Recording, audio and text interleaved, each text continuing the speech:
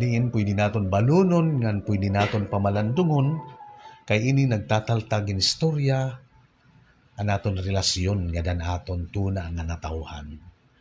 Ininging komposo gyapon ni Sir Lucien Litaba, kundi antes pa man, ibiling ko ayon usa nga hagsi, kung pananglitan, may damang kataragman, tigam nila ininiyo,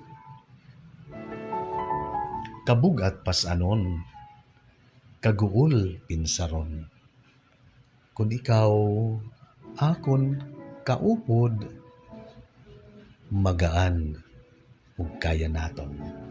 Ininiyo ko ya Herbie Mix Sanchez sa 105.3 MSFM, anatong programa, ha mga huring hanaropoy.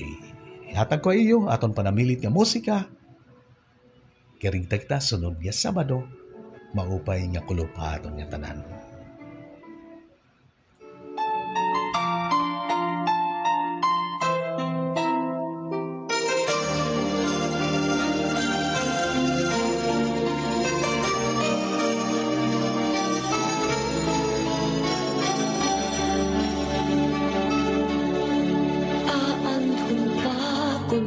Waray na isda ang dagat, hinanod na ang sulok, ang pagpahimulos, katumsihan ha kagurangan, mailiw mapakain man, kun ang mga punuhan bukid, hinay-hinay nga mawara, aanhon pa kung waray na luha ang mata. Ang tiunay nga dulot hadughan, iilumon ko nala, ang kalipay ngan pagrayhan, akong nalaig gugulian, kay pag-abothan kabiduan, pagtungog ko mamara.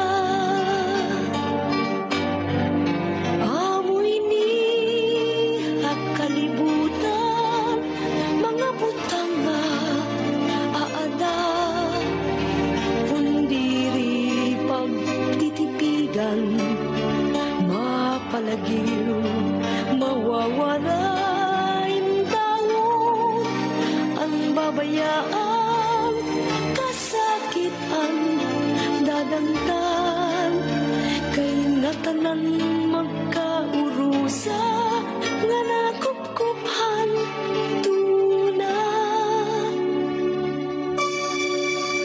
Aanhon pa kung ang kinabuhi mabayanan, aton lawas mabalik ngan matimpo ang mahakot nga tuna.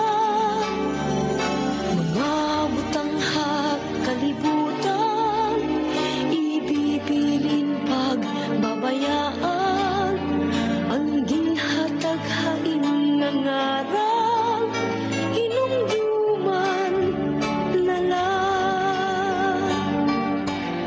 Nga dinidingay gayon, diri ko karuyag karagan nga diri sumiring maupay nga kulop ang nagkomposo hini nga musika, aanhon pa namamati nga nagkikita. Saludo kami Sir Lucien Litaba, maupay nga kulop, ay kita niyan. Katapusan ko na nga musika. Mga salamat ha Sir Lucien.